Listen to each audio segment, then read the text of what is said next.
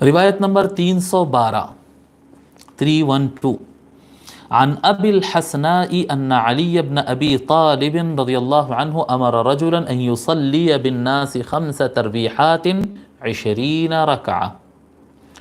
ابو الحسناء، ان کے بارے میں لکھیں، ابو الحسناء،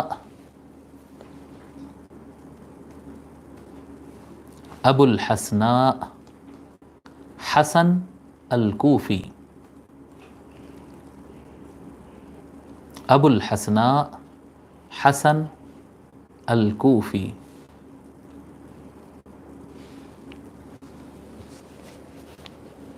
مولا علی علیہ السلام کے زمانے حکومت میں حالات ایسے ہو گئے تھے، جنگوں وغیرہ کی وجہ سے کیپٹل سٹی کو شفٹ کرنا پڑا تھا، کیپٹل سٹی کو شفٹ کرنا پڑا تھا، تو آپ یہاں سے شفٹ کر دیے تھے، مدینہ سے عراق منتقل کر دیے تھے۔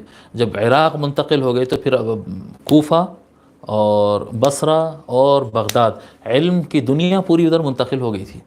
مولا علی علیہ السلام جو شفٹ ہوئے تھے نا، تو پھر آپ دیکھیں کتنے، یعنی الکوفی الکوفی الکوفی البصری البغدادی الکوفی یہ اتنے زیادہ نام کیسا آ رہے ہیں؟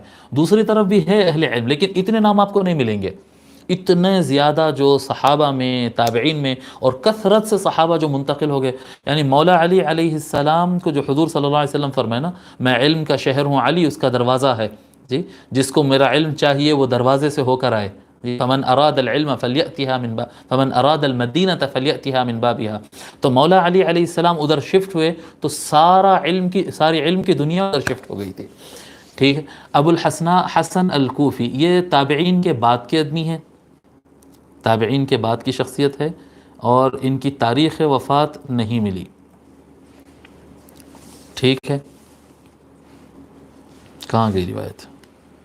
ہاں، عن ابی الحسناء ان علی بن ابی طالب امر رجلا، ابو الحسناء روایت کرتے ہیں کہ مولا علی علیہ السلام نے ایک شخص کو حکم دیا، ان یصلی بالناس 5 ترویحات، انہوں نے حکم دیا ایک آدمی کو کہ وہ لوگ کو 5 ترویحات پڑھائے، یعنی تراویح پڑھائے۔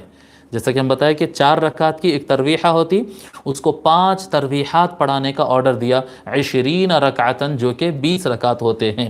رواہ ابن ابی شیبہ والبیہقی واللفظ لہ، اس کو امام ابن ابی شیبہ نے المصنف میں روایت کیا ہے، اور امام بیہقی نے السنن الکبریٰ میں روایت کیا ہے، اور یہ الفاظ سنن الکبریٰ البیہقی کے ہیں۔